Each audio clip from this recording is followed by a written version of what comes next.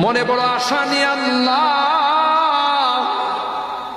তোমার শাহী দরবারে ভিক্ষুকের মতো হাত বাড়াইলাম। তুমি যদি ক্ষমা না করো, কে আমাদেরকে ক্ষমা করবে? কে আমাদের মাফ করবে?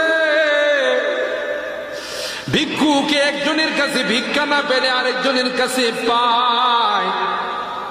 এক দুয়ার থেকে বিতাড়িত হলে আরেক দুয়ারে যায়। তোমার দরবার থেকে যদি মাহরুম হয়ে যায়, বিতাড়িত হয়ে যায়,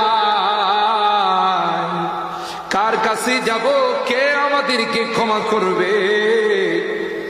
মালিক রে, কাঙ্গালের মতো হাত বাড়াইলাম, তওবা করতেছি, আর জীবনে কোনোদিন নামাজ ছাড়ব না, আর জীবনে কোনো গুনাহ করব না, আর জীবনে কোনোদিন বেপরদায় চলব না।